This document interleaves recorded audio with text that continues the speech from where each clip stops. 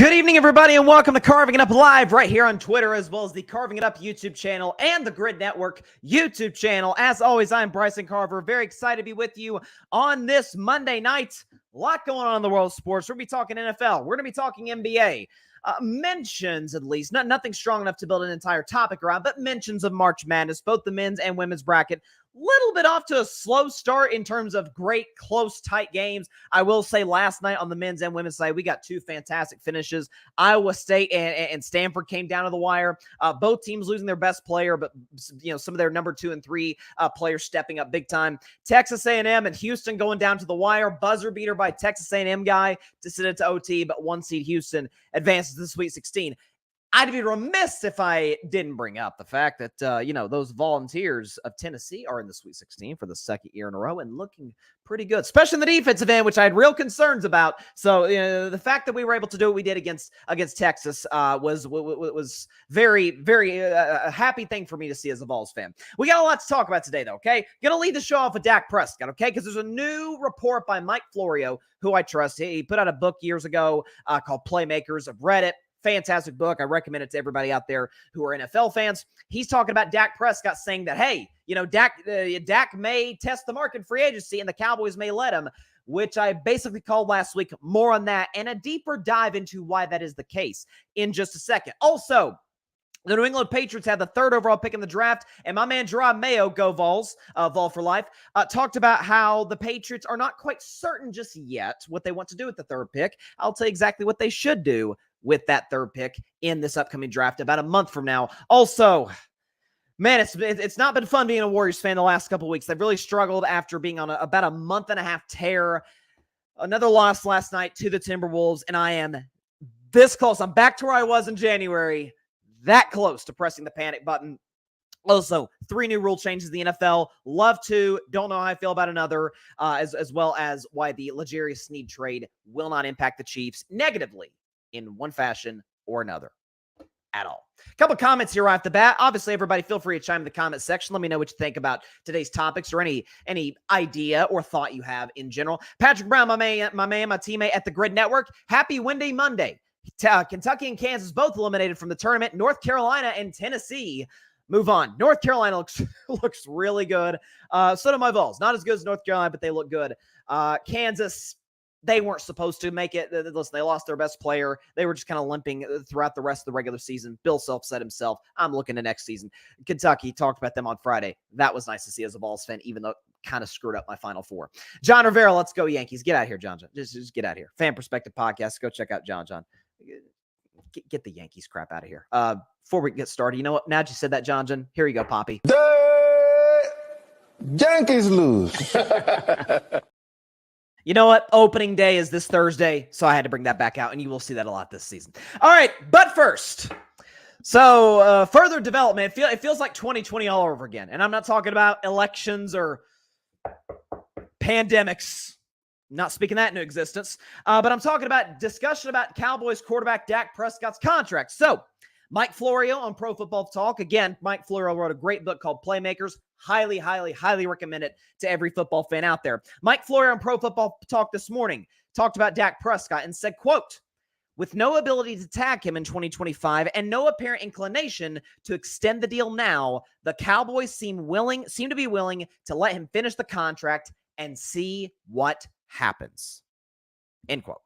So it appears, and I suggested this literally a week or a week before today, last Monday, that both Dallas and Dak may both be content with him just playing out the year and being a free agent next spring. And I say that because the Cowboys restructured his deal, freed up about $4 million in cap space, but didn't extend him, which if you extended him, you had some time on his contract, so you're able to spread that money out, thus creating more cap space. I'm like, why would they extend him? Sorry, why would they restructure his deal without extending him? That's weird. That tells me the Cowboys are going to be like, let's see how this plays out. That tells me Dak, who has all the leverage, as Mike Florio correctly pointed out, Dallas can't franchise tag him. It's in his contract. And I thought, to me, it was my favorite part about the contract because I simply put, for Dak and for every NFL player, I hate the franchise tag. It's bad for the player, bad for the organization, and rarely anybody wins, and rarely does the player stay with that franchise. Nobody wins in the end. It's like when one person in the relationship thinks they're ready for the engagement, whether it be the one receiving the ring or the one giving the ring, but the other party isn't quite sure. It's just a total disconnect. Hate the franchise tag. That said, that's where Dak is. Cowboys can't tag him. Dak is asking reportedly for about $60 million a year, which, newsflash, is the going rate for quarterbacks of his caliber, just like $40 million was 3 years ago. But I was thinking about this, about Dak Prescott, because Dak's the type of guy, I think, regardless of your feeling about him, I think we all agree on one thing. Man, he's competitive. Man, he is a feisty guy. He doesn't care to yell at you if you're the opposition. He doesn't care to get in teammates' face from time to time in the huddle, or if somebody ran the wrong route. That's Dak. That's how he's wired. Kind of competitive type of dude. I mean, you're not a 4th-round pick and get to where Dak is if you're not competitive. I think Dak is looking at this situation and saying this. Okay, let's see. I'm commanding $60 million. There's a lot of teams, and I'll get into this later in the show, or later in the segment. There's a lot of teams that need quarterbacks. Dallas has literally shown me they're not even going to attempt to put a championship contender around me. More on that in just a second. Either I stay here and milk every dollar I can get from the franchise, because as we all know, regardless, doesn't matter if the Cowboys are great or if they're irrelevant. Man, it's good for your brand. Highest, most valuable sports franchise in all the world. My Warriors are in second, by the way. Most valuable franchise in all the world, valued at over $9 billion. It's great for your brand. America's team, America's quarterback, Staubach, Aikman, Romo, now Dak. Like, it's great for your brand. Dak's gotten a lot of ads because of it, a lot of commercials, a lot of different endorsements. It's great for your brand. I'm going to either milk every dollar I can get from the Cowboys, or I think Dak could take less with another team who's capable of putting a championship contender around him. And to the skeptic that might say, well, Bryson, having the Cowboys, and the Cowboys are kind of boxed in. I mean, they can't. Dak's a $59 million cap, but they can't put a team around him. They can't put a competitive team around him that's capable of going out and winning a Super Bowl. They're kind of trapped. That narrative. And by the way, for this individual year, you may not be entirely incorrect. As a whole, in terms of the contract since it started 3 years ago to now, that narrative makes me want to take this hat off and pull my hair out. I say that because when Dak's first 4 years in the NFL, let's just disregard his rookie year. Let's take that out, because the Cowboys didn't know Dak was going to be their starter in 2016. They didn't know that. Obviously, or they would have drafted him higher.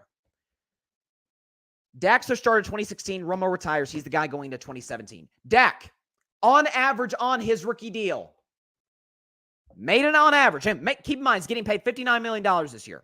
It's a $59 million cap hit. Dak, his first 4 years, made an average of $680,000 a year. Now, for the average everyday person, that's a lot of bread. For a starting NFL quarterback, maybe you're a little underpaid. $680K. You would think the Cowboys would have all the cap space in the world to do whatever they wanted. They're not paying their quarterback anything. That is when you strike in the NFL. Yeah, their big signing in free agency, 2017. They paid a lot of money for Nolan Carroll, a cornerback. I remember Nolan Carroll. They signed him to a 3-year, $10 million contract. $10 million. And he got cut. 2018. Keep in mind, Dak's making, on average, $680K. Their big free agent acquisition at wide receiver Allen Hurns, 2 years, $12 million. And he was demoted to wide receiver number 3 by the end of the season. 2019, their big acquisition, Randall Cobb. Remember Randall Cobb? Man, had some big days with Aaron Rodgers. Last great season, ironically, was with Dak. Had over 800 yards receiving. Got 1 year, $5 million. Keep in mind, Dak's making $680K. And in 2020, for what it's worth, Dak was on the franchise tag, made about 31 mil, so far above $680K. Dallas went out and spit big in free agency. They got 2 defensive tackles, Dontari Poe and Gerald McCoy. Both were cut by the end of the season. For the record, the Cowboys' third biggest acquisition was Dak's backup, Andy Dalton. All of that to be said when the Cowboys had all the cap space in the world to go put a team around Dak. They didn't, because that's not Jerry Jones, at least in the 21st century. Was Jerry Jones in the 90s? Man, he'd go out there and get Charles Haley. He'd go out there and get Deion Sanders. He'd pay his offensive line and Aikman and Michael Irvin and Emmitt Smith. That's not Jerry Jones in 2024. That's not who he is. When Jerry, and listen, I think, you know what? I think we all mostly knew when Jerry Jones, we're going to go all in. Everybody knew Cowboys aren't going all in. Come on. That's not their brand. But this narrative, they can't put a team around. Maybe they can't this year because the cap hit, in part because they won't extend them. But they had opportunities in the last few years to spread the money out and put a team around Dak, and they didn't. And when Dak was making less than Brock Purdy, Mr. Relevant's making now, less than that, they still couldn't put a team around him because that's not Jerry Jones. He's not an aggressive man by nature, at least in the last decade or so plus. But think about this for a moment, okay? Everybody acts like if the Cowboys move on from Dak, they just let him walk in 2025, which if you're going to move on from Dak, at least try to get something for him because somebody's going to get up. Dak Prescott did throw 36 touchdowns last year. I don't know, was top 5 in the NFL in pass rating and finished second for MVP. Somebody will give something up for him. So if I'm Dallas, I'd move Dak before I'd let him walk for nothing. That's just me. But let's just say they're going to let him walk, which I think they will. This idea that, you know what, let Dak walk, clear all this salary cap space, and we're going to go draft a guy. You know, Troy Aikman retired at the dawn of the new millennium, or actually right after the new millennium passed, after the 2000 season, right? And Tony Romo, 6 years later, became the Cowboys guy in 2006. Tony Romo became the guy, undrafted free agent. Anybody in Dallas, you longtime Cowboys fans, I'm a former Cowboys fan. Left because of Jerry Jones and how he handled the Dak situation 4 years ago. Any of you longtime Cowboys fans remember the string of quarterbacks between 2001 and 2006-ish, in between when Aikman retired and Romo became the guy? I do. Well, I wasn't around, but I have the list here. Quincy Carter, Anthony Wright, Ryan Leaf, Clint Stoerner, Chad Hutchinson, and old Vinny Testaverde, Drew Henson, Drew Bledsoe. Then they got to Romo, who, by the way, it should be noted, they lucked into. Like, they lucked into Tony Romo. 2003 draft, okay? 262 players were drafted, including 13 quarterbacks. Tony Romo was not a single one of them. They lucked into him. Undrafted guy, Eastern Illinois. Props to Sean Payton and to Bill Parcells for developing him. But if the Cowboys thought Romo was going to be the guy that he was, my guess is he probably would have been drafted, I should say a little higher, but he wasn't drafted at all. In the case of Dak, if they thought Dak was going to be the future, I don't know, 134 guys went before him, including, was it 6 quarterbacks? 7 quarterbacks, including one of which, Paxton Lynch, Jerry was going to trade for at the end of the first round. Good thing he didn't for Dallas' sake, because Paxton Lynch was out of Denver in 2 years. So this idea that Dallas is going to, they're going to find their guy. Last two franchise guys, Romo and Dak, lucked into both. But think about something else too. Kirk Cousins is, you get very split opinions on Kirk depending on who you ask. Because on one hand, it's, he's overrated, can't win the big game. And on the other hand, it's, he can't win the big game, but kind of underrated. Like, I mean, compare his numbers to Dak's. I mean, they're virtually identical. Now, I think Dak's clearly the better quarterback for a myriad of reasons that we don't have time to get into today. But Kirk Cousins, just too expensive for Washington. It's a lot of money. We tagged him twice. We're going to go out. We're going to find our guy. We don't need you, Kirk. Now, mind you, Kirk isn't exactly Patrick Mahomes, but he's also not, Kenny Pickett. He's a good quarterback. He's always been productive. Washington said, you know what? Bad ownership in Washington. Sound familiar? Washington said, you know what? We can do better. Yeah. Kirk left in 2018 free agency to the Minnesota Vikings, and the Commanders have tried 12 quarterbacks and are looking for another one. And they are crossing their fingers because they're not going to get Caleb. He's going number 1 to the Bears. Commanders have a second pick. I love Michael Penix Jr. Drake May's got some qualities I like. Jaden Daniels, athletic. We don't know if they're going to be successful. Now, our guess is as good as the Commanders.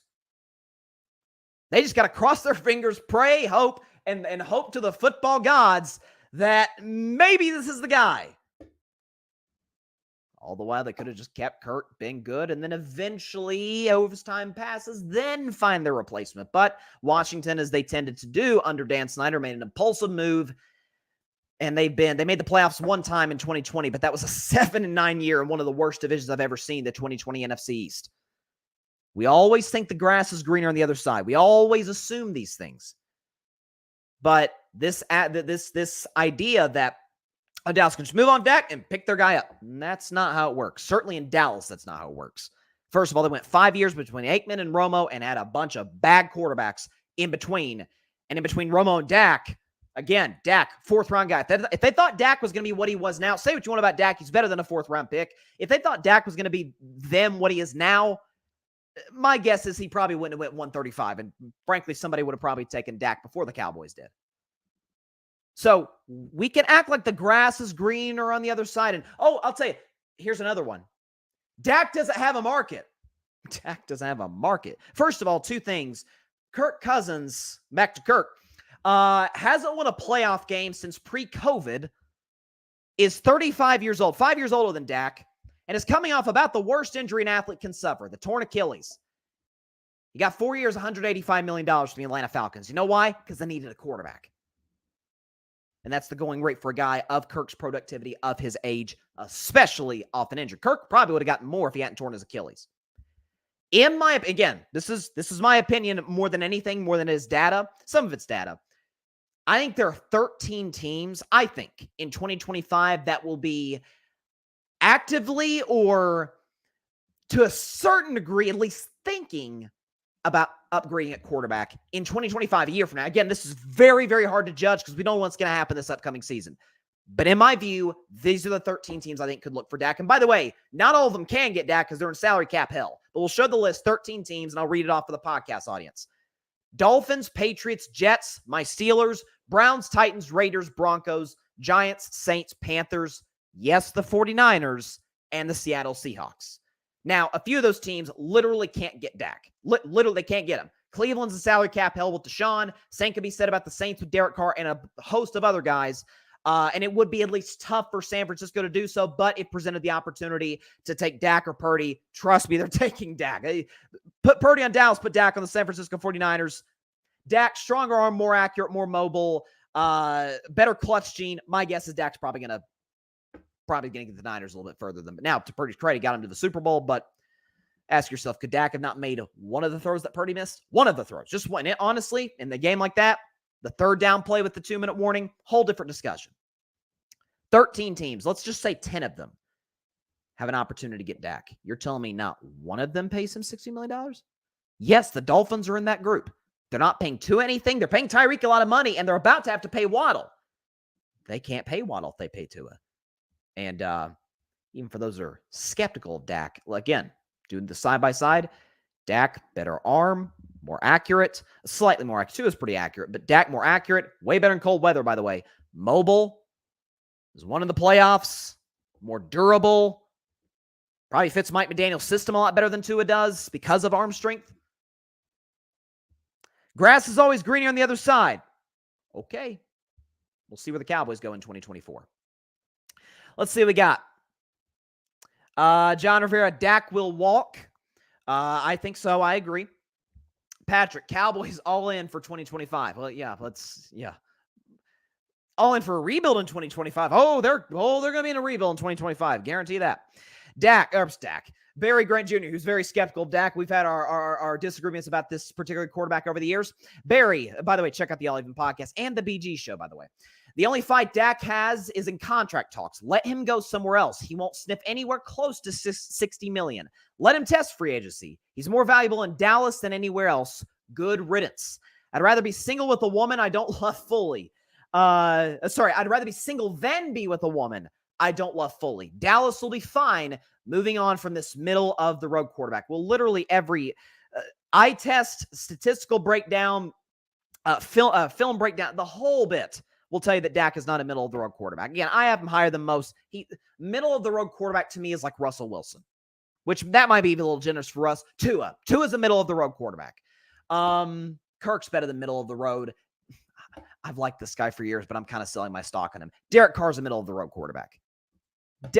You will not find a single New Orleans Saints fan that'll take Derek Carr over Dak Prescott. You won't find one. I would let's hit the streets of New Orleans and just poll people, which I don't particularly believe in polls that much, but nobody's taking Derek Carr over Dak Prescott. That said, your point's well taken. I'd rather be single with the woman I don't love fully. Yeah, it's like the old saying, I'd rather be alone than with somebody who makes me feel alone. Like that's, I think that's kind of, where you're at. And I agree with you.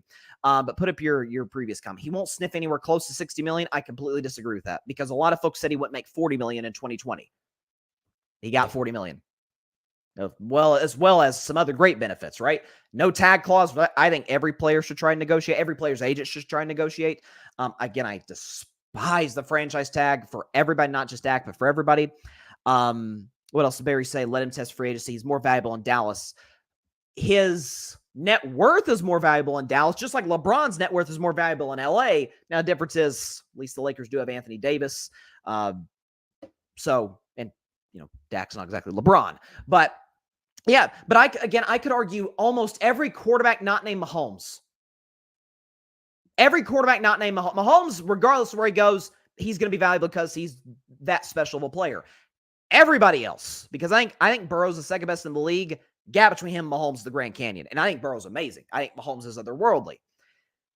Every single other quarterback's value is higher than Dallas. Higher in Dallas than where they're at now. Every single one. The most valuable sports franchise in the world.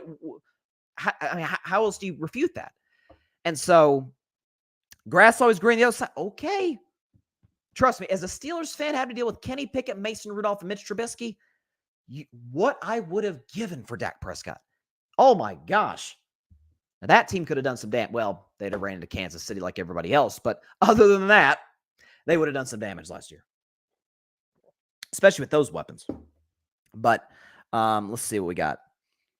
Okay, well, it's funny. We're talking about the Cowboys. Apparently, Mike McCarthy came out with a quote about, do we have the soundbite or the exact quote? Okay, it looks like it's a Twitter video. It says Cowboys head coach Mike McCarthy spoke about the team's free agent activity. Don't have the exact quote on us right now. We'll try and get that for you before the end of the show. Here's some news from Woj. Toronto Raptors center Jonte Porter is out of the lineup and subject of an NBA investigation into irregularities on prop betting involving him. Ooh, so we could have another athlete get busted for gambling. That's not great. That's not great. What else isn't great? Man, this just sucks. So, thank God the Vols men's team is really good. The women's team, listen, props to the Lady Vols. They fought hard. Just lost a better team in NC State. Lost in the second round today. The men's team is really good. And they're really holding me through right now in terms of my basketball loving, the teams I love watching play basketball. Just when I thought the Golden State Warriors were starting to finally they were getting healthy, they just blown out Milwaukee with Damon Giannis. And then ever since the loss to Chicago, when Steph got hurt at the end of the game, it's just all gone downhill since. So Golden State lost last night to the Minnesota Timberwolves without Karl-Anthony Towns, mind you, 114-110. This despite Steph Curry going for 31 points. He hit 5 3-pointers, went berserk in the fourth quarter, hit some clutch shots to keep the Warriors in it. But the Timberwolves were able to close it out with some stops and some free throws, and that was all she wrote. So Golden State now only, I believe, was it 2 games over 500? 2 games over 500 and only 1 game ahead of where you need to be. And 1 game up on the Rockets as the 10 seed, which the 10 seed is the minimum seed you need to get to at least be in the play-in tournament, much less the playoffs. Being the 9-10 seed is hard enough because you basically have to win 2 straight games. Both are elimination games to be the 8th seed in the postseason. Then you're going on the road. It's a tough road at that point. It's going to be tough for the Warriors or Lakers to make a run at that point, as much as I like both. First of all, I don't think the Rockets are catching the Warriors. I simply don't. The Warriors can play the Rockets again next week, I believe. Next week in their Texas swing, they play the Mavericks in that span too. Steph Curry has not lost to the Houston Rockets. Did I say Houston Texans? Houston Rockets. Steph Curry has not lost to the Houston Rockets since 2019. The Rockets aren't catching Golden State. I don't listen. When a guy owns a team, Like when LeBron owned the Raptors for years, it's like they're not getting a game against that guy. They're not. Steph owns the Rockets and has for a very long time. So I'm not worried about the Warriors making the play-in tournament. I am beginning to get exceedingly worried about their chances of making the playoffs and almost out on them as a title contender. Now that may sound obvious. Come on, Bryce, they're the 10 seed. 2 games over 500. You tell me, oh yeah, just now you're starting to buy out of the Warriors? I know, sounds crazy, right? But when you do have a prime Steph Curry, but when you do have one of the best defensive players in the world and the catalyst for the Golden State Warriors, man by the name of Draymond Green, when you have a Jonathan Kuminga who has done nothing but step up this season, frankly been the Warriors' second best offensive player to Steph, which maybe that's part of the problem. As much as I like Kuminga, picked him before the year to win most improved player, I don't know if he's a 2 on a champion. Despite Klay moving the bench and playing better. Klay wasn't bad last night. He wasn't. They may not have the pieces other than that in terms of length. And we know that, to me, length is the most underrated component of a team competing for a championship in the NBA. Yes, you need to be able to shoot the three. If you can't shoot the three as a team, you may not even make the play-in tournament if you can't shoot the three. You got to be able to shoot. Got to be able to defend. But what makes a good defensive team? Being able to cover up as much space as possible. It's why coaches, if you're a great defensive team, you can just go straight up man-to-man. But if the coach doesn't necessarily trust you, they go into a lot of zones. Kerr has literally ridden the 2-3 zone in the second half of a lot of close games this season. Because the Warriors can't, they don't have a ton of length. They're not able to make up enough space. So they have to go zone. And play the percentages to a certain degree in that regard. Here's the fact of the matter with Golden State. So again, I'm not there yet, but I'm that close to selling my stock in the 2024 Warriors. The young players, Kuminga, Podziemski, Trace Jackson-Davis, all of which I think I think Kuminga's going to be a future All-Star. I think Kuminga, when he hits his full potential, that kid is going to be special. Podziemski's a really, really solid young player, should be second team All-Rookie, in my opinion.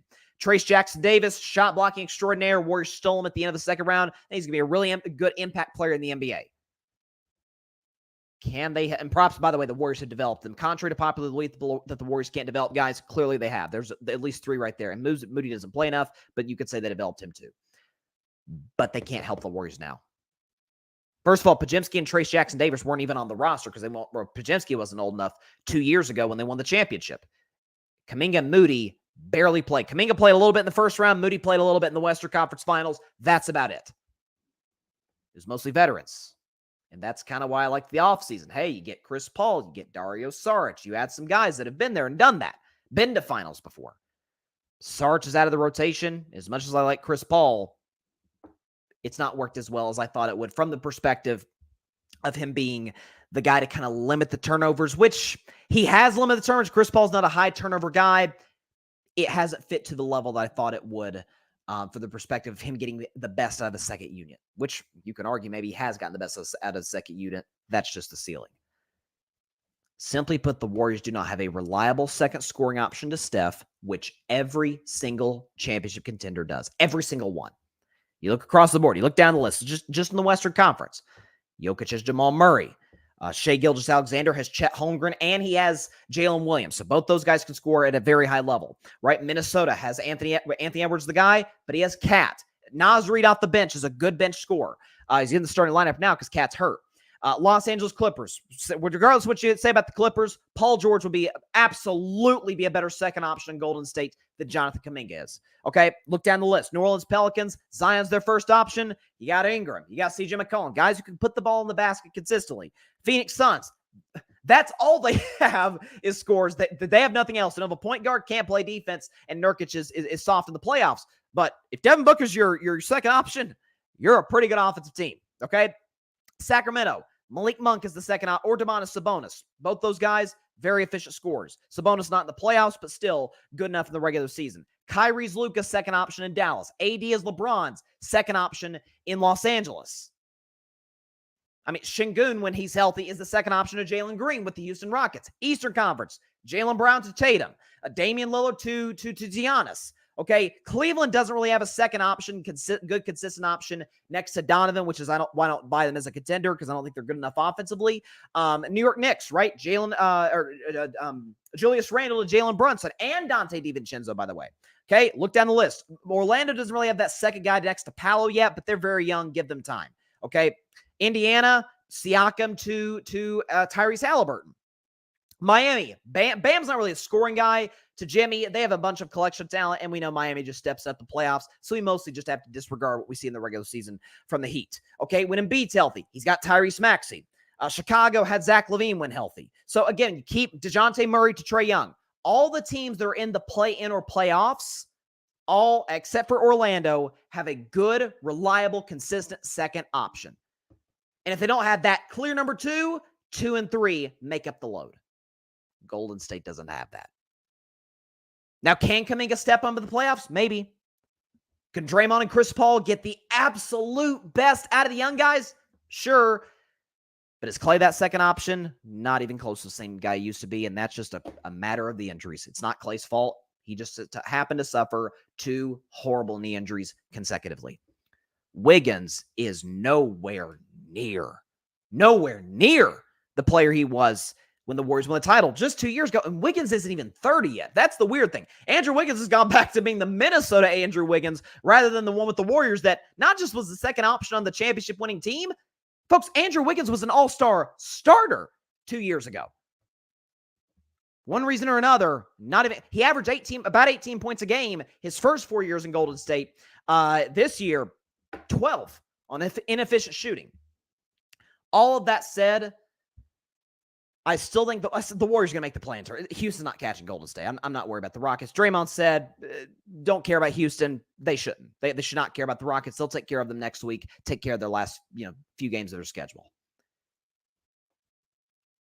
Beating the Lakers is going to be tough, but given how the Lakers played defense last night against the Indiana, I feel like the Warriors can win that game. And I feel like the Warriors can beat Dallas and beat Phoenix. So I think the Warriors can still get in as the 8th seed. If the matchup against Denver, though, Goose is probably cooked. I mean, the Warriors probably get... Steph has never lost in a series in less than 6 games. This might be the first. Because I simply don't know the help that they're able to give him over the course of a 7-game series to even get 2, much less the required 4. Oklahoma City, I think they can beat, but the Warriors have only won once against OKC. Now, mind you, the other 3 have been literally down to the last second losses. But again, Shea has Chet. He has Jalen Williams. He has... Josh Giddey, good coach. Warriors have a good coach, despite what, the artist formerly known as Twitter, as one of my college professors says, might tell you. They just don't have that reliable second guy to Steph. And I think that needs to be, and there's been reports from Anthony Slater and others, but that's what the Warriors will address this offseason, whether it's trying to lure LeBron in, which say what you want about LeBron. He's going to be 40 years old. Still can't tell. Is he still prime LeBron? Absolutely not. But does he look like a 39-year-old basketball player, a typical 39-year-old basketball player? Not even close. So you could pursue LeBron. You can maybe go after Paul George. I don't know, trade for somebody. Listen, if Milwaukee gets bounced, could you still go after Giannis? Maybe. I mean, Milwaukee have to get it bounced early. Like, if Miami gets them again, maybe Giannis bolts for Golden State or for somebody else, the Knicks. But I think this is a situation for the Warriors where, because they don't have the rival second guy, again, I've liked the bench all season. The young guys all have potential. Kuminga's going to be a superstar when he reaches his potential. Draymond's still productive. But Klay, why'd you have to move the bench in the first place? He's not good at all in the defensive end anymore. And on offense, hit and miss. Wiggins has been mostly miss all season long on both ends. And he shouldn't be because he's not even 30. So that's the situation for the Warriors. I'm not yet going to hit the panic button. I'm not yet going to sell my stock on these Golden State Warriors yet. But I'm close. About as close as I was back in January. Checking the comments. Barry. I feel like Miss Cleo. I told you. Oh, here he goes to something completely unbacked with facts. Black Cat Paul will sink the ship for good. Believe in omens. CP3 is a damn jinx. Good day. Okay, this has nothing to do with CP3. Okay, CP3, when he's been healthy, and I listen, I knew CP3 would deal with injuries, but this idea that CP3, hey, he's the cause of all the Warriors' problems. No, they don't have a consistent number 2 scorer next to Steph. And frankly, they've come back to their bad ways defensively when for about a month, man, the Warriors were top 10 in the league in defense. Lately, not the same team. So the good news is though for Golden State, and by the way, and this should be addressed. I may sell my stock on this year's Warriors. Not yet. I may sell my stock on this year's Warriors. Does that mean I think the dynasty's over? Heck no.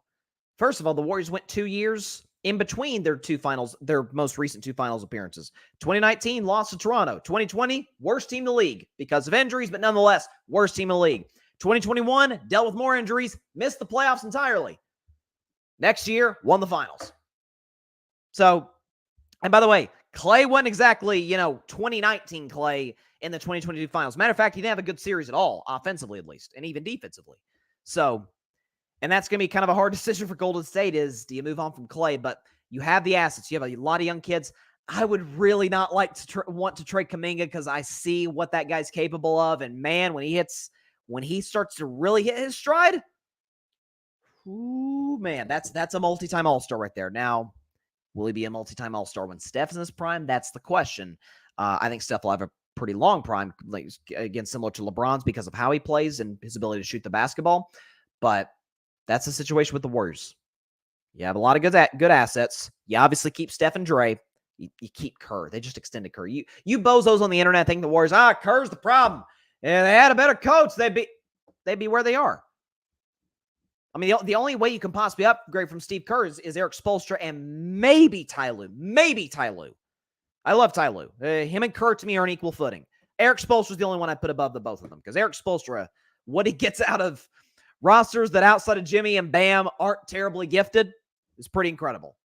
So, yeah, this idea that Kerr's the issue. He's not the issue at all. You obviously keep Kerr. They just extended him. You keep Steph, obviously, and you keep Dre, obviously.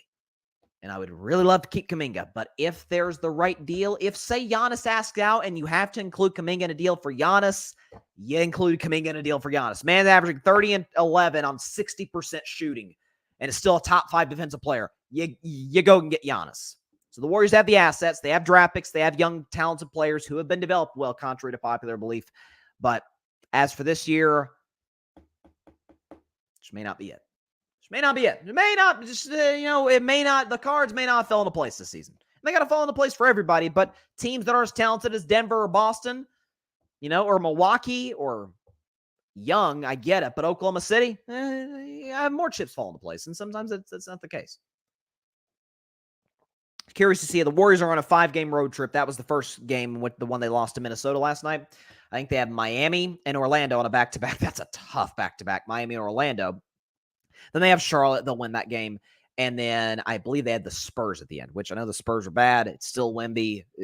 You got to factor that into consideration. Wemby's got all, especially with the lack of size in Golden State, Wemby could drop 30, 15 with 8 blocks for I know.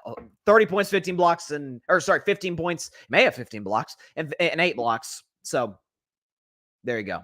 These next 2 games can be really, really big for Golden State. But they're holding Houston off. But Warriors will bare minimum be in the play-in tournament. I'm not worried about that. It sucks that that's kind of the goal at this point, but that's the reality of the Warriors season. And I say that as an objective, honest Golden State fan. And by the way, Barry, let's just put his comment back up there before we move on. It ain't because of Black Cat Ball. Okay? It ain't because of Black Cat Ball. There's a lot of issues in Golden State. Black Cat Ball ain't one of them. All right, transitioning now back to the NFL, the NFL draft. So there's a lot of teams that need quarterbacks. That's apparent. And the Patriots are one of them. Of course, Brady retired. They tried the Cam Newton experiment. That didn't work. They drafted Mac Jones. They shouldn't have said at the time, but they drafted him. Mac Jones ended up being even worse than I thought he'd be, and I thought he was just a typical backup. Turns out he's a bad backup. And the Patriots move on from him. Now he's Trevor's backup at Jacksonville. Now they got Bailey Zappi, who, like Zappi, decent backup. He's not a long-term guy, not a long-term franchise quarterback. So they're going to be in a position where they could draft a guy with the number 3 overall pick. And Rob Mayo, which, by the way, can I say this? It's cool to say head coach of the Patriots, Rob Mayo, not just because, it's not Belichick anymore, but the fact that it's a Vol. It's a true leader of men, which Rob Mayo clearly is back to his playing days and his coaching days. But Rob Mayo had a quote talk about the Patriots draft positioning recently, talking about number 3, and he was asked, hey, are you going to take a quarterback? You guys considering it? And he said, and I quote, "It's the priority right now," talking about quarterbacks, quote, "It's the priority right now, but with that being said, you have to be really in love with the guy to take him at number 3. So really all the options are open for us," end quote. All the options are open for us. So first and foremost, let's go and show, and this will be one of the graphics we show for our Grid Network 2024 draft show in a month, which I can't freaking wait for. I hosted it last year. We had a great time, great show. Tons of people tuned in. Hopefully we can do the same. Maybe we can double our audience this year. So shout out to the Grid Network, by the way. Go subscribe to the Grid on YouTube. So this is one of the graphics you'll see. This is the draft order right here. So all 32 picks. Obviously Chicago at number 1. You see the Patriots at number 3 following the Washington Commanders. Here's where I think the Patriots should do, okay?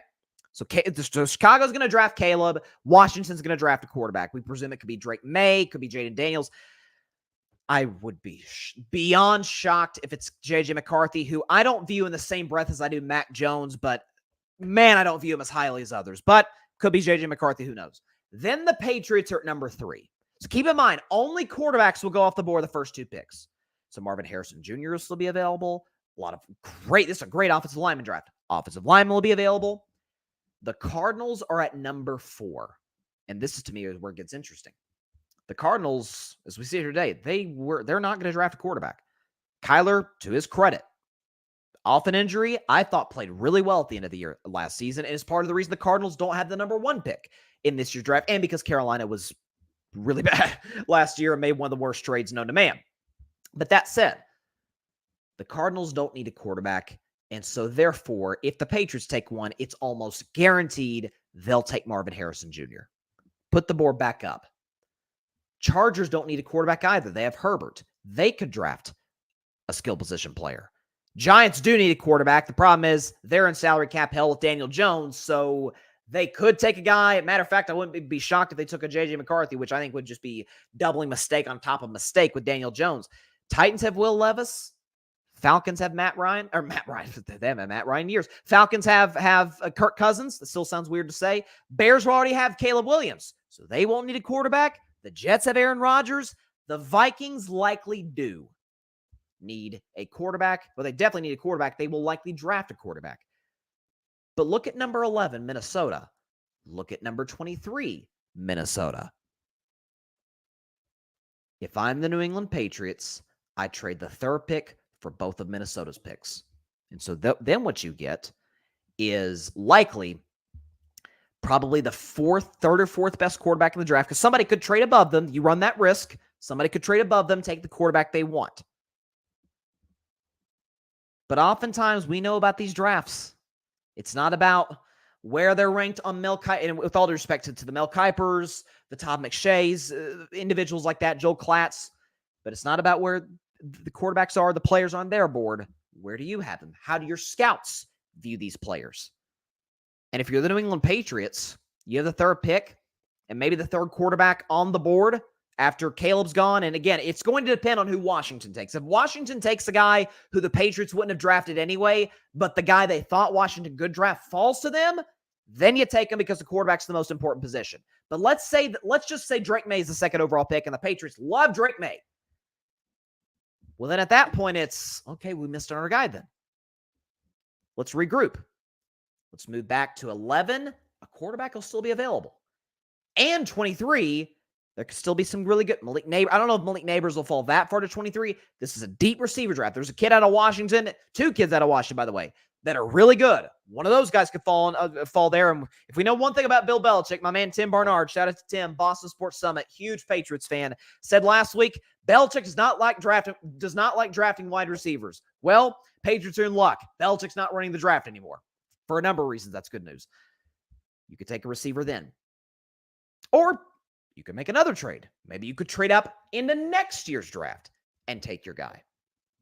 You just go in next year with Bailey Zappi. Maybe you go out, or Jacoby Brissett. They do have Jacoby Brissett. Roll out Jacoby Brissett, Bailey Zappi next year, win 5 games or so, but you've already traded with a team like the Vikings who, could potentially be better. So maybe you think about trading with a team that could be worse, like the Giants, for example. That's an option to me. That's the second thing I would do. But I would, first option, if I were the Patriots, trade it and get the Vikings 2 picks at 11 and 23. They get number 3, take their guy, take their quarterback. You get multiple draft picks to finally try and rebuild your offense. Because the Patriots defense is excellent. You got Judon. You got a lot of playmakers, great secondary. If there's any team that knows how to develop a defense, it's the Steelers and it's the Patriots, or two teams rather that know how to do that. So I'm not worried about, and by the way, Jerome Mayo's a defensive guy. He'll have the defense taken care of. I'm not worried about that. It's the offense where they are challenged, to say the least. Again, you can put the draft order back up one more time. You see the top. Again, Caleb's going to Chicago. Another guy, and again, the Washington pick to me is going to determine what New England does. If New England really, really likes a guy and, snap, Washington takes him, then you got to regroup and not be forced into taking a guy that maybe you're not as high on. Like, for example, if Jaden Daniels is at 3, but they're not totally in love with Jaden Daniels, then don't take him if you don't think he's the guy. Now, that could come back and bite you, and you'd be like, remember the Patriots didn't take Jaden Daniels, or insert quarterback that plays well at the next level? Sure, you run that risk. But if Washington takes the guy that you want, you trade with the Vikings, you get the 11th pick, you get the 23rd pick, try and rebuild your offense, then probably go draft a quarterback next season. Because if we know one thing, or next draft rather, if we know one thing, there's 6 quarterbacks, about 6, that are highly touted guys that people view, okay, those could be franchise quarterbacks. Now, if it's the case of Caleb, it's, oh my gosh, he has the chance to be a superstar. People compare him to Mahomes. He's not going to be as good as Mahomes. That's an almost impossible bar to reach. Only Brady has surpassed it. But nonetheless, you hear those comparisons. But Caleb, Jaden Daniels, Drake May, J.J. McCarthy, which I don't get why he's as highly touted as he is. He's more of a second-round guy to me, but that's just me. Bo Nix, and a guy I love, Michael Penix Jr. I think Penix is the second best QB in this year's draft. Those 6 guys, all 6 of them are not going to pan out. Chances are 2 of them will be superstars. 1 or 2 potential be middle-of-the-road guys, and 2 will be busts. I don't have my predictions on who those individual guys will be, but that's usually how these drafts work. 2018, I always use. That's the prime example. 5 quarterbacks went in the first round. 2 are superstars, Josh Allen and Lamar Jackson. Both are home runs, franchise-changing players. The middle-of-the-road guy is Baker. Now, the thing with Baker is he's not with the team that drafted him. He had to go to Carolina. Then he had to take a cup of coffee with the Los Angeles Rams. Now he's in Tampa Bay, where he's better than a middle-of-the-road guy. Slightly, at least he had a better than a middle-of-the-road year last year. But I still think he's about the 14th, 15th, 16th best quarterback, middle-of-the-road guy. And then 2 were flat-out bust. Josh Rosen and Sam Darnold. One's a backup, Sam Darnold in Minnesota. Well, not right now, but the Vikings are probably going to take a guy. And then as for Josh Rosen, he's not in the NFL anymore. So that's about how I think this year's draft will pan out. So again, if you're the Patriots, don't overreact. Don't be and the Patriots usually aren't this. They're not the franchise that gets baited into making decisions they really don't want to make. So there you go. That's what I would do if I were the Patriots. I may have to send this clip to Tim, see what he thinks. But my first thing I do with the Patriots, again, this is assuming Washington takes the guy that New England wants. If Washington doesn't, then your guy's right there. You take him if you think he's going to be your guy. But if Washington takes the guy you want to take, either you trade back, you get Minnesota's 2 first-round picks, or you trade with the Giants, who are prone to make pretty bad draft decisions. So certain franchises are who you want to do business with, right? So you're able to trade with the Giants, get to pick 6, and you could get more value, get maybe a second rounder in there somewhere, maybe a 4th rounder, get some more draft capital, and be able to take one of the great skill position players. Now, the problem with that is Marvin Harrison Jr. is probably off the board. Or you could stand pat at 3 and take Marvin Harrison Jr. I think that kid's going to be awesome in the NFL. So maybe that wouldn't be the bad decision. Take Marvin Harrison Jr. Now we got our receiver, and then we could go into next season in next year's draft, take our quarterback. There's a lot of options here for New England. But with Jerome Mayo helping with these draft decisions, he's a Vol guy, so I trust him. Patriots will make the right call. I believe that. It's hard to get much worse than they've been in the draft for the last decade. It's really hard. Okay, they drafted 1 Pro Bowler in the first round since 2013, and it was Mac Jones, and we all agree now. I said then, we all agree now, that was a fluke season. We get one of those a year from a guy, especially a quarterback. That was a fluke season, if we've ever seen one. Okay, moving to the defending champions, the back-to-back defending champion Kansas City Chiefs, who made a move this weekend to trade all-pro quarterback or cornerback They didn't even trade Mahomes. All-pro cornerback L'Jarius Sneed to the Tennessee Titans. So Tennessee's able to get him. Obviously, we assume if they haven't done so already, lock him up a long-term extension. For Kansas City, though, because I'm seeing some, okay, this is a big loss for no, not panic. They didn't lose Mahomes. They didn't lose Kelsey, Chris Jones, or anybody. Those are the 3 building blocks. And, of course, Andy Reid's still there. I don't want to say this is it's not a non-story, but it's also not the end of the world. And I say that as a guy who thinks L'Jarius Sneed is one of the 2 or 3 best corners in football. He is as good as they come. That said, first of all, Kansas City's already got a number 1 corner, and I think an excellent corner in Trent McDuffie, who, by the way, they got in the Tyreek Hill trade in 2022. And, L'Jarius Sneed, people forget, as great as he was last season, really all throughout the playoffs, L'Jarius Sneed didn't have the greatest Super Bowl, had some penalties, kind of struggled. McDuffie was amazing during the Super Bowl. He knocked away a pass. Remember, Purdy threw a pass down the left side into the end zone that Sneed knocked away. He batted down the ball on 3rd down with 2 minutes to go on Purdy. That literally saved the game, because if the Niners get that first down, tie game regulation, they can run that clock down to nothing.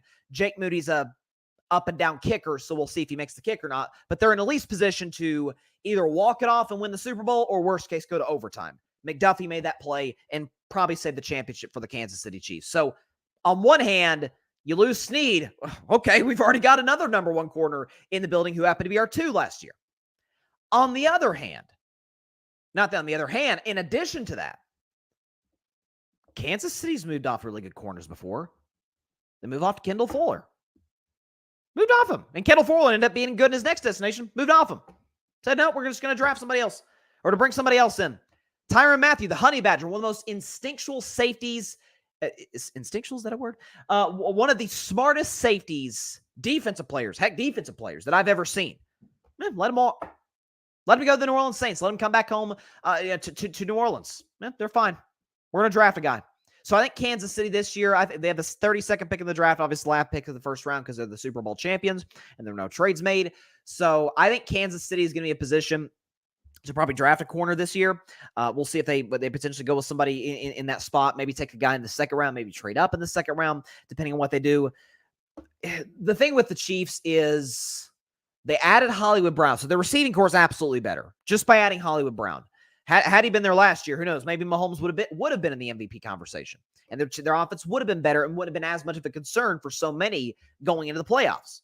Kelsey, while not maybe at the absolute apex of his prime, still a really good player. Almost had another 1,000-yard receiving season and was absolute money in the playoffs and was excellent in the second half of the Super Bowl after the infamous shove of Andy Reid. Or a lot of Chiefs fans got on me like, hey, he didn't shove him. Okay, he blindsided him. It didn't look good. That's the point. But I said then, say now, props to Andy Reid for not getting in his feelings about that one. Kelsey's still there. Chris Jones is still one of the 5 best defensive players in the league. He's still there. The defense we saw the defense last year. They were great. They were what kept the Chiefs team afloat. Pacheco's still there. Offensive line, we assume, is going to improve from a year ago. I don't know. Seems like to me that, by the way, Rashee Rice looked to slowly and progressively get better last season. So you have Rice, you have Hollywood Brown. You could take a guy 2nd or 3rd round, see if he pans out. But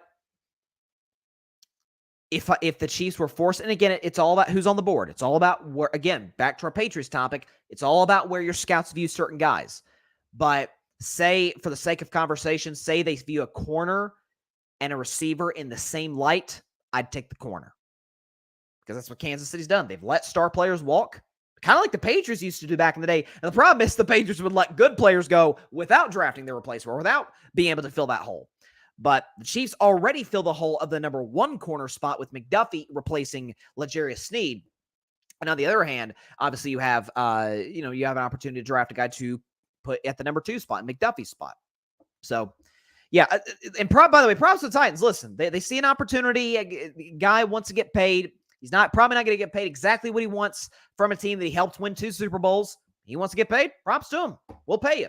And the Titans have been active this year in free agency, so we'll see what they do with. Obviously they've used a ton of the cap space that they have.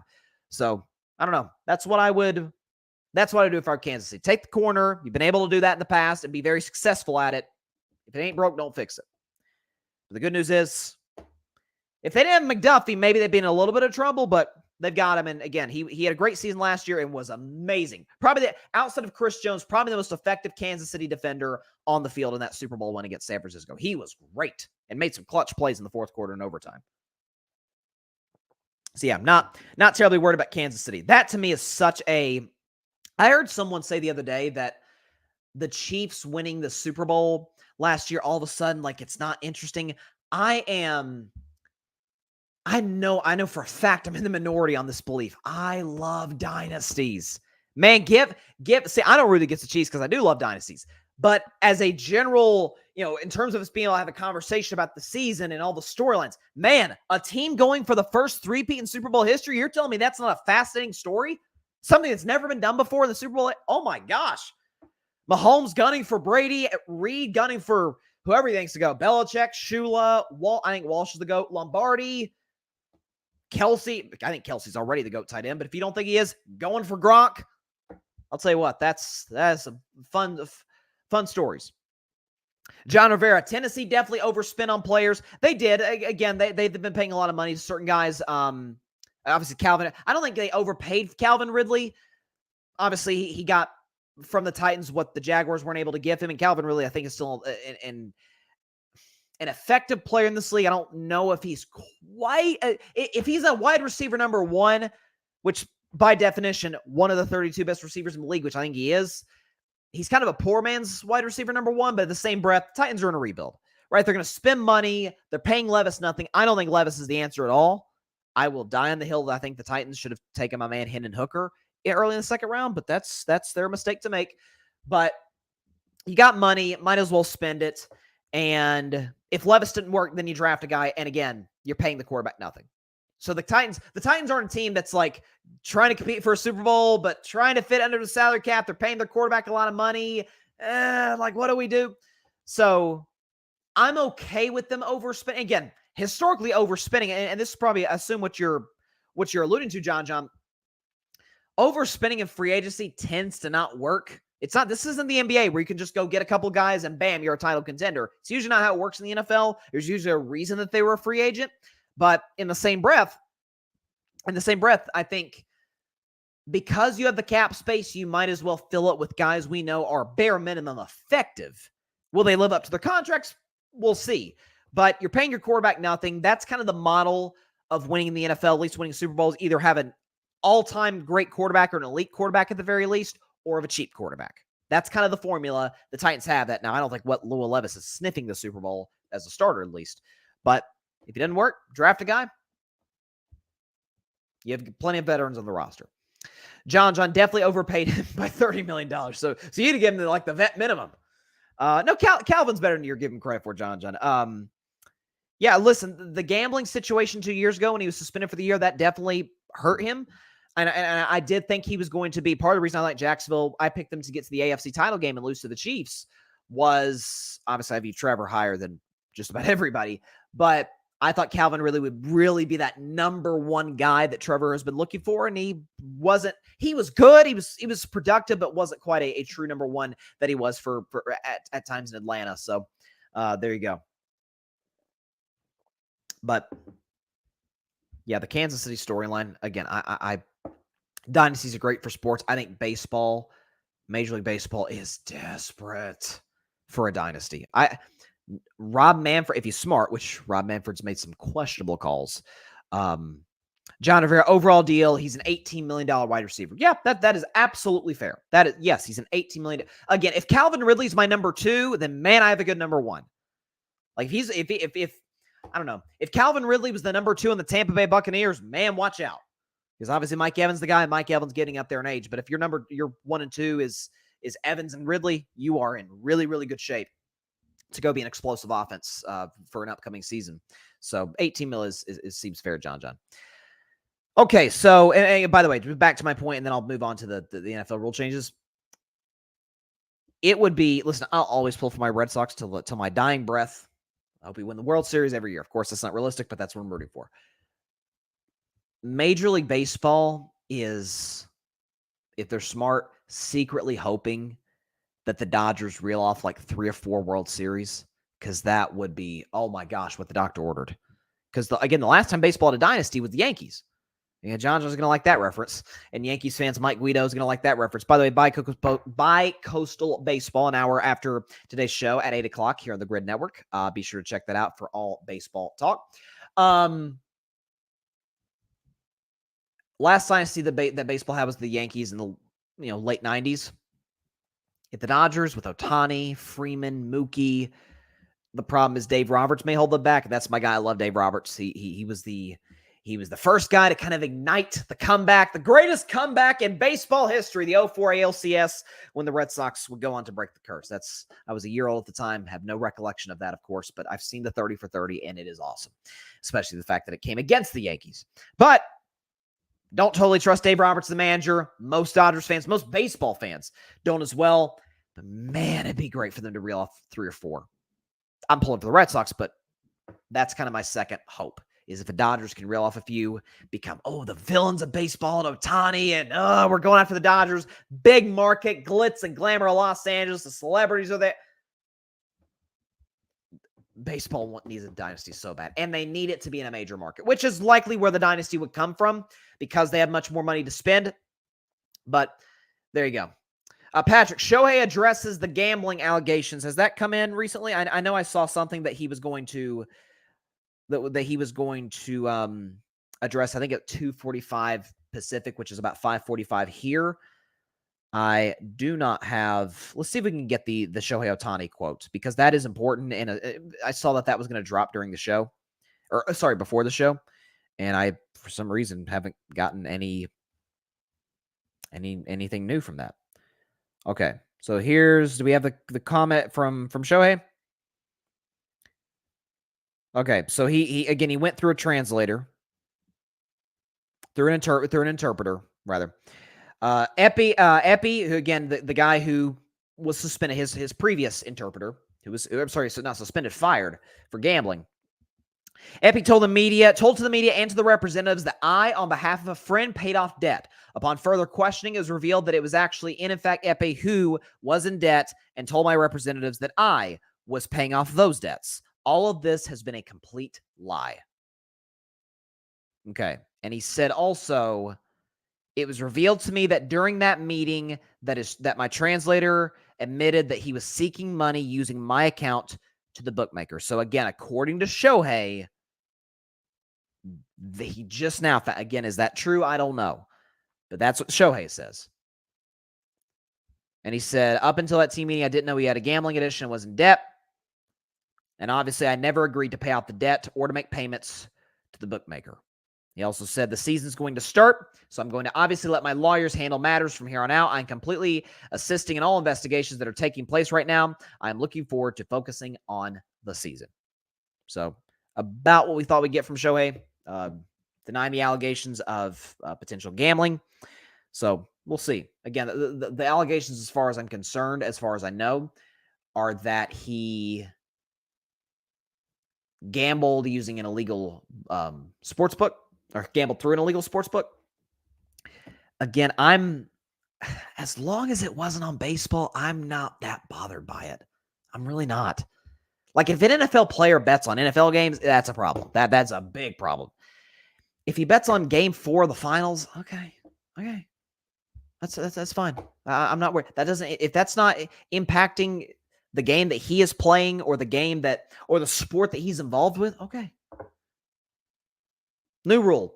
If the sport that you're betting on doesn't have the same commissioner that's over your sport, we shouldn't have an issue with it.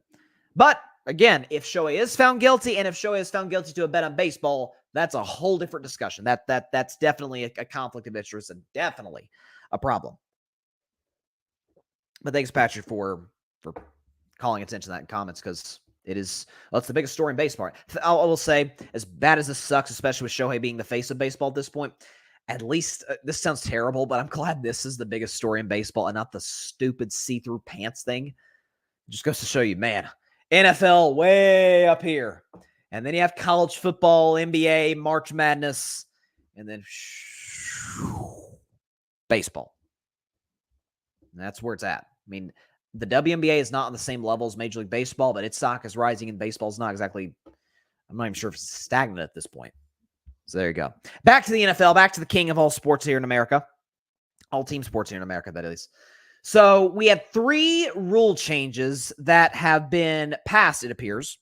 All 3 came in. The news came in for all 3 this morning, and I've reacted to all 3. So the first one that broke, this is this morning around 11 o'clock Eastern time today, that the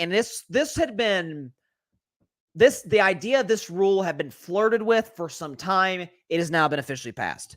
According to Ian Rappaport, the NFL has banned the hip drop tackle. It's banned the hip drop tackle. So notable players such as Tony Pollard for the Cowboys, now with the Titans, and Mark Andrews with the Ravens have been injured on this type of play. So basically, you pull a guy down from his legs or from his hip, and he gets his leg gets trapped into under the player tackling him and gets injured pretty seriously. Again, Mark Andrews got injured on a Thursday night game last year against the Bengals on this exact type of play, missed the rest of the season. And by the way, the punishment for if you do commit this, 15-yard penalty and an automatic first down will be enforced should a player use the hip drop tackle technique. Again, this is according to Dov Kleiman. So again, basically it's a personal foul. Personal foul, hip drop tackle, 15 yards, automatic first down is what we'll be hearing next season. This is going to be a really, really difficult rule to coach, to execute as a player, and to officiate as a referee. Like, I think we will see it a lot. Again, kind of like what we saw with the roughing the pass rule that they instituted in 2018. That was really controversial at the time, where a lot of these guys, I remember Clay Matthews got penalized for it in a big game against Minnesota in week 2 in 2018. I remember that. And he was like, man, what do you want me to do? How do you want me to sack the quarterback? I'm grabbing him. He's got the ball in his hand still. I'm sacking the quarterback. And the rule was, and still is, you can't drive your body weight into the guy. Tony Romo got injured on a play like that. Aaron Rodgers got injured on a play like that. A lot of quarterbacks have. And I'm all in favor of that rule. Now, have they gone too far at times to over-enforce it? Yes. And by the way, the NFL sort of addressed that in another rule that I'm going to bring up. But that rule, a lot of NFL referees, kind of experimented with it in the preseason. And then weeks 1 and 2 is very controversial. Oh my God, it's the worst rule ever. Oh no, it's going to ruin football as we know it. And we look today, it's probably a pretty good rule. By the way, Aaron Donald, recently retired Aaron Donald, you know what he did? He said, okay, you know what? I'm the biggest and strongest athlete in the field. Here's what I'm going to do. I'm not going to drive my body. I'm not even going to bring the quarterback to the ground. I'm just going to grab him. I'm just going to throw him. I mean, you'd be surprised. Go back and look at Aaron Donald's tape and just see how many good quarterbacks. He's like, I'm just going to throw him on the ground. Can't say I roughed him because I didn't land on the guy. The hip drop tackle's tough because in one sense, it's not safe at all for the ball carrier. And then the other side of the coin is, what do you want me to do? Now, again, the smart coaches, the smart defensive guys are going to be able to look at film, develop new technique and say, okay, this is how we're going to be able to coach these guys to do. Again, the good defensive coaches, the Mike Tomlins of the world, the D'Amico Ryans of the world, Sean McDermott, I would assume, guys like that, I think they'll figure it out. Draw Mayo with the Patriots. I think they'll figure it out.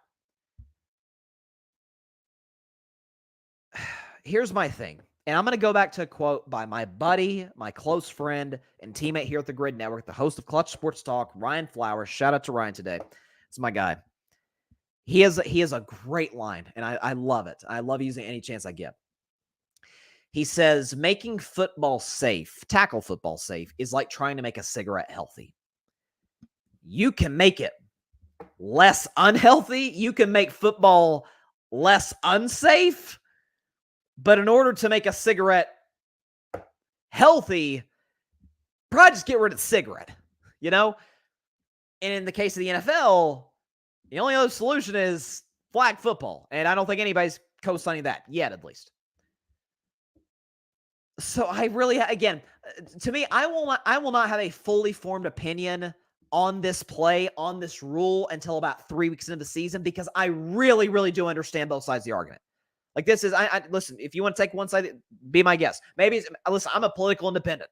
Okay, I tend to be a physically conservative guy and a socially liberal guy. So I see both sides of arguments in many respects. So this is kind of where I feel like, right, is where if I'm a defensive player, man, what do you want me to do? How am I supposed to tackle the guy? Am I supposed to just let him run another 10 yards, then get him at the correct angle? Like, what do you want me to do? In the case of the offensive guy, it's, man, I'm trapped. I can't get out. My leg's going to snap or my ankle or something. I'll have a fully formed opinion on this by week 3 of next year. How about that? I'll hold myself to it. You can hold me to it as well. The other 2 rule changes, I love. I'm totally in favor of both of them. And the first one I've been advocating for in all sports for years. So this is the second rule that came in. This broke about 10 minutes after the hip drop tackle one did. The NFL, this according to Dolph Kleiman on Twitter, the NFL has approved giving a team a 3rd challenge if they get one of their first 2 correct. I love this rule. Love it. So this is rewarding. Yes, you could say, well, aren't you already rewarding the coach for the challenge? If he's challenging if the receiver caught the ball or got 2 feet in bounds or something, and they look back and say, oh yeah, coach is right, we're going to reverse the play. Yes. Again, my preference would have been every coach gets 1 challenge, so it's a lot more near and dear to their heart. It means a lot more. Like, man, if I use this challenge, all right, you had challenges. If you disagree with the play call, it's out of your hands. You got to rely on the folks upstairs in the booth or in New York to go change the play because you can't. That in a perfect world, I would have liked that, but still, getting 2 and being rewarded if you get one right, it gives you so much more flexibility to be able to say, and more leverage, by the way, that say you get your first challenge wrong. And again, the likelihood of using 3 challenges of the game is probably pretty slim, but if the game went long, if it was like this year's Super Bowl, went deep in overtime, if it was a playoff game or something, which I think overtime reviews come from the booth, but nonetheless, if it was a long game, drag-out game, a lot of plays, and you challenge the play 3 times in a row, if you got 1 right, heck, if you got 2 right, or if you got the most recent challenge correct, man, don't you have a little bit of leverage if it's a little tight to say, I got the last one right, I was correct on this most recent one, maybe on the most 2 recent ones. So I love that rule. And I really like this rule too as well, because there's been a lot of complaints, rightfully so, about the roughing the passer rule. I think most people have come around the fact that, yeah, it's probably good to not have somebody, a 310-pound defensive tackle, throwing his entire body weight into Patrick Mahomes and forget the Chiefs season, kind of screw up the NFL season. Because the last thing we need is, because Burrow got hurt last year, we don't need Burrow, Mahomes, Allen, Lamar. We don't need these guys going down. CJ Stroud, we need these dudes healthy on the field, ready to go. I remember 2017, a ton of quarterbacks got hurt. It was one of the lowest rated seasons in recent memory, okay? This is from Tom Pelissero. The replay assistant will now be allowed to correct certain types of incorrect calls on the field for roughing the passer and intentional grounding. Now, I thought they already did with intentional grounding. Like, if they don't call it initially and then you see the officials come together and say, you know what, that was intentional grounding or that wasn't intentional grounding, we can reverse it. Or I guess you couldn't reverse an intentional grounding if it's already been called, but this rule gives them the freedom to do that. But the roughing the passer, like if a guy under the letter of the law legally, so to speak, sacks the quarterback or didn't rough the guy at all, say after he released it, they can go to the official, say, that's a bad call. And the official can come together. Now, will they? I don't know. Because 5 years ago, if you remember, when the Saints, remember the horrible missed pass interference call, the Saints were like, oh, you robbed us of the Super Bowl, all that. To which I'd say you should have run the ball before that. Bled some more clock. Point is, the Saints were, outraged, the city of New Orleans. And so they got a rule change where you could challenge pass interference. And it barely got overturned. The interference barely got overturned. In part because A, it can be at times a bit subjective. And B, I think the refs, and I don't blame them for this necessarily, I could see the officials union kind of coming together and be like, you know what? The Saints, New Orleans, NFL fans at large, they're not going to win this. Doggone it, when we make the call, that is what the call is. Maybe pride took over. Ego took over. The rule really didn't affect that many games, if any games at all, in 2019, and they got rid of the rule after 1 year. So Again, will they discuss intentional grounding? I think they will, because that's pretty clear cut if it's intentional grounding or not. Roughing the passer, it can be subjective, but on the obvious ones, I remember Chris Jones, Derek Carr play from a couple years ago on a Monday night game where Chris Jones not only sacked Derek Carr legally, but like literally took the ball out of his hands, and they called basically a fumble recovery by Chris Jones, and they called roughing the passer on him. So as far as these rules in totality, I'm really divided about the hip drop rule, because I get the offensive players argument and the defensive players argument. Like I said, I'll have a first few weeks of the regular season, late September, I think I'll have a fully formed opinion on it, because I got to see how it plays out, how it's officiated, and things of that nature. As far as the other two, I love that you get an extra challenge if you get at least one correct. I've been advocating for that in sports for years. In a perfect world, I'd want it to be one challenge, so that holds much more weight, and you're rewarded all the more if you get another challenge, because again, I don't think you're going to challenge 3 plays in a game. That said, I like the rule change. And then the last one, get to correct bad roughing the passer calls, which has been a topic of controversy and discussion amongst, forget NFL defensive players, among fans. And that to me is why, and then we'll get out of here, I think Adam Silver's the best commissioner in sports, but the goal and the objective of the commissioner is to grow the league. Has anybody done a better job of that than Roger Goodell? Listen, has he handled domestic violence poorly? I think we all agree, absolutely. In many, countless instances, that's an entire podcast episode right there. But in terms of if the rule's bad, he gets rid of it. Remember the terrible the Calvin Johnson rule? Remember that? I think it was literally called the Calvin Johnson rule, where Calvin Johnson clearly caught the ball in Chicago. Well, under like this little rule he really didn't. Des Bryant in Dallas. Who is it? Jesse James in Pittsburgh. Under the letter of the law, he technically didn't catch it, but it's a terrible rule. And it confuses the players, the coaches, the fans. It confuses the broadcasters. It's a lose-lose. And so Goodell came in. Yeah, it's a dumb rule. We're gonna get rid of it, and they did. Goodell is not the type of guy, and this is I love progressive commissioners and progressive people in the sense that if something doesn't work, let's get rid of it. Let's come up with something better. It's what Silver's done for years. Like, right, by adding the play-in tournament, adding the in-season tournament, making the regular season more interesting. That's what he did. Ratings and the level of intensity, bore that out. I think Goodell's is great at that. So, yeah, there you go. Okay, so we got a comment here.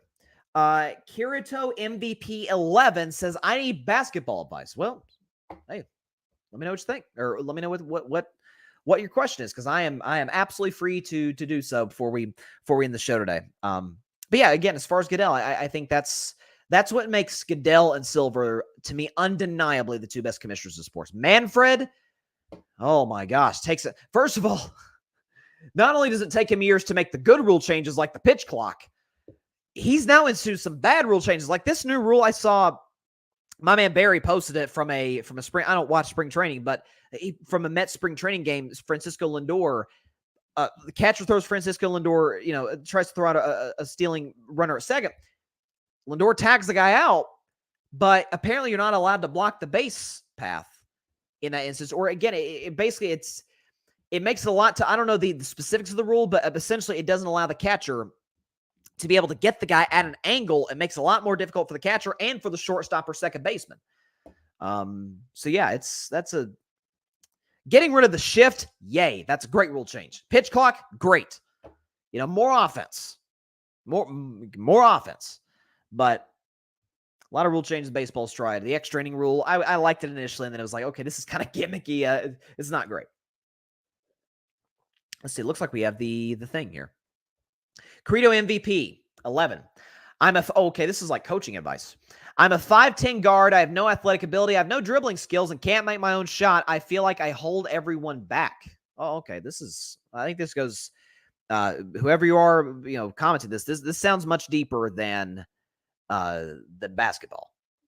So listen, the advice, I'm no therapist, not going to play one on the show. Here's what I would say to you is, listen, hard work beats talent. Talent doesn't work hard. And that's the old cliche we hear. Like, man, I don't know what level of basketball you are. I'm going to assume high school. I hope I'm correct on that. listen, this is the overwhelming majority of players that play at the high school level do not get to college. And then even smaller fraction of that play professional basketball.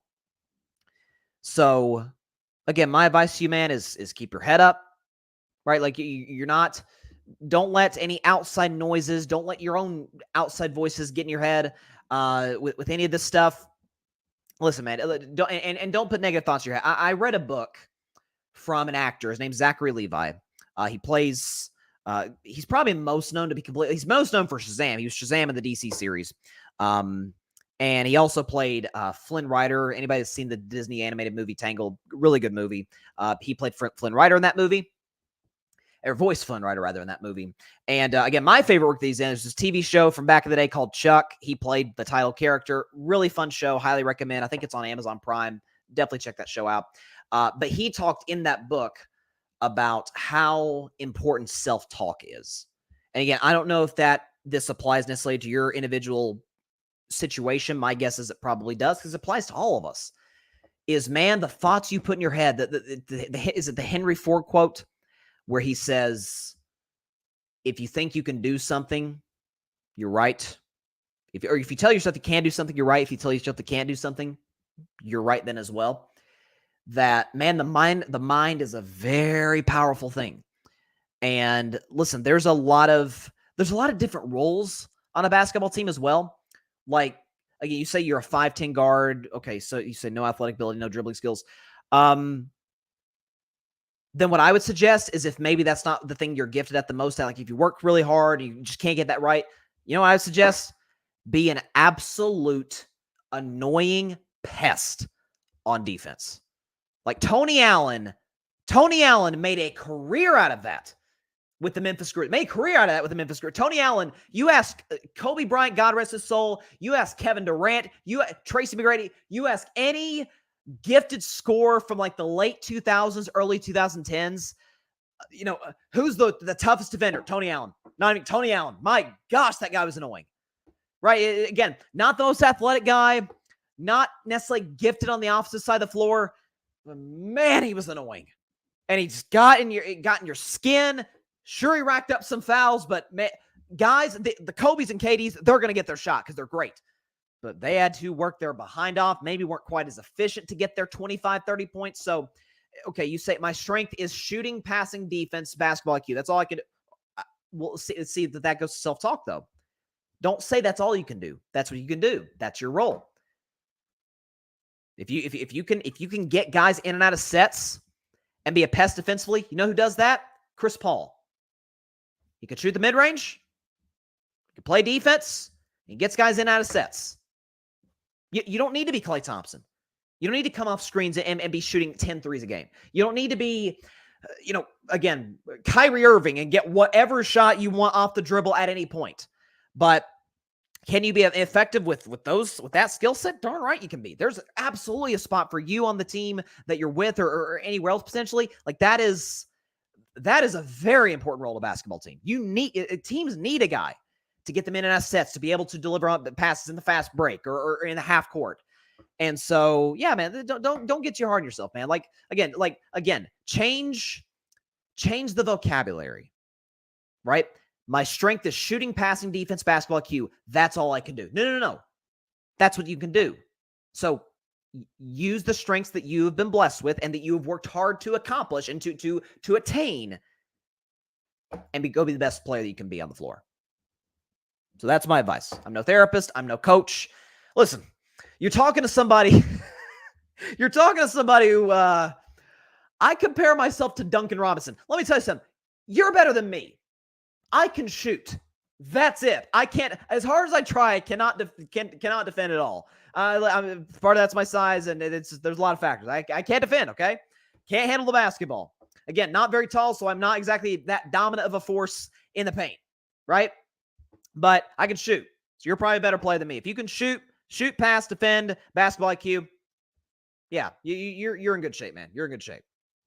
You could be a very, very effective player with all of those skills. No question about it. So there you go.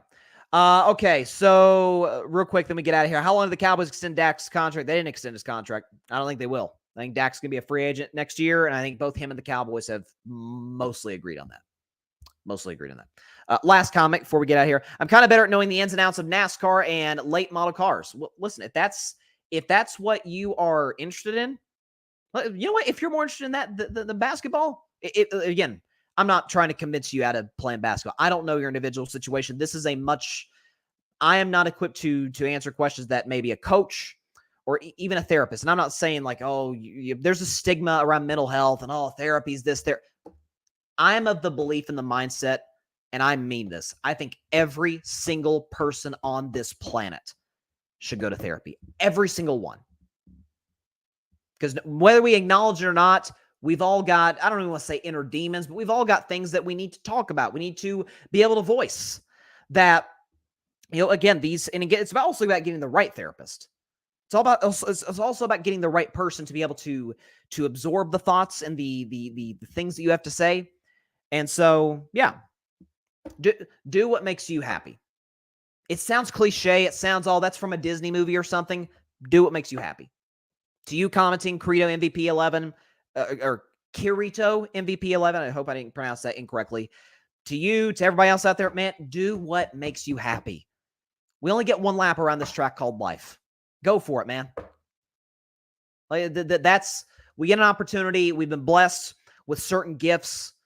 Again, I'm a Christian. I believe it's to serve the Lord with every fiber of my being. And so, but again, whatever your motivation is, you've been blessed with gifts for that reason. Go accomplish what you want to accomplish with the gifts that you have. That's my advice. Okay, seriously, this is literally the last comment that we have to get out of here. The_LSR_pros. Wait, he's going to play this year, and then from then on, he might be gone. Yeah. I mean, he's got 1 year left. It's about a $59 million cap hit, and then that's it. Yeah, his contract ends. Jerry says he's going to extend him. I don't believe him. We've seen basically no progress at all from the Joneses, from Todd France, Dak Sandrick, from Dak himself, which it's more about Todd France, the guy representing Dak. It's all about the agent in these situations and how they're able to negotiate. And Todd France is one of the best in that regard. And so, yeah, I think Dak is in the spot. And I talked about to start the show. I'll clip it up, put it on YouTube, where I think he would take less from a team that's got the cap space and that's willing to put things around him. Because again, when Dak was making $680K, which for most of us, that's a lot of bread. For a starting quarterback in the NFL, not as much. They put nothing around him. They made the Amari Cooper trade. Okay, Amari Cooper, he was on his rookie deal. So all those things need to be taken into consideration. Cowboys fans deal with a lot, man. As a former Cowboy fan, I know. I dipped in the middle of the 2020 season when I thought Jerry kind of did Dak dirty, especially once Dak broke the ankle. I'm like, okay, I'm out on Dallas. I'll pull for them because Dak plays for them. But the second Dak's still a Cowboy, then you won't exactly find me cheering for Dallas Cowboys touchdowns unless I pick them for something. So there you go. All right, that is all the time we have for today's show. Appreciate everybody stopping by as always. Be sure to catch Carving It Up live on Wednesday at 6 p.m. Eastern, 3 p.m. Pacific time right here on Twitter, as well as the Carving It Up YouTube channel and the Grid Network YouTube channel. Of course, be sure to like, share, comment, and please take 2 seconds out of your day. Hit that big red subscribe button. Helps the channel grow exponentially. We are very close. We are nearing 1,000 subscribers, 1K here on YouTube. The goal is to get there by the NBA playoffs, which is a little less than a month from now. So we still got March Madness. Baseball, by the way, starts back this Thursday. Some baseball talk on Wednesday's show, I anticipate. Very excited about that. Also, 8 o'clock spot, Grid Network. Tomorrow night, I host the show. It's our Grid Network game show at 8 p.m. Eastern, 5 p.m. Pacific time. Every Tuesday night, the 8 o'clock spot on the Grid Network. Be sure to check it out. It's a great time. About a half hour, 45-minute show. Go through topics. And I kind of grade, hey, was that a great take? You get a certain amount of points for a great take, good take, okay take, and you get 0 for a bad take. And so definitely be sure to check that out, 8 o'clock spot tomorrow night on the Grid Network. And speaking of which, be sure to go subscribe to the Grid Network. That is GRYD, the Grid Podcast Network right here on YouTube, as well as any and everywhere you get your favorite podcast, be it Apple Podcasts, Spotify, iHeartRadio, Google Podcasts, any and everywhere you get your favorite podcasts. We are all on the Grid Network, where we dare to be different. My man Patrick Brown, who comments often on this show as well as our other Grid Network shows, he writes some great articles for the Grid website, so check those out as well. It's in the Grid's Instagram bio, in the Grid's Instagram bio. The link is there to the website. Please be sure to check out Patrick's stuff as well. Fun show today. A lot of NFL, NBA mentions of March Madness. Great stuff. And I anticipate we got Carving Up the Context on Wednesday. We got Bryce's Best 10 on Wednesday. Here we go. Very excited. And Caitlin Clark's about to tear it up tonight for the Iowa Hawkeyes and win the national championship. Carry those Hawkeyes to a title. Caitlin's going to get it done. All right. See y'all on Wednesday. Please be sure to take care of your physical as well as your mental health, as I just talked about a few minutes ago. It's so important. Just as important, please be sure to contact your local state representatives and senators to demand change for gun violence in America. No matter where you lean politically, this is a crucially important issue, and one I feel very, very passionately about, is the safety for everybody in this country, no matter where we go. See y'all Wednesday. Stay safe out there. God bless y'all. Peace out. I guess I'm getting my wish. Dak ain't gonna be a Cowboy next year or 2 years from now. Yay.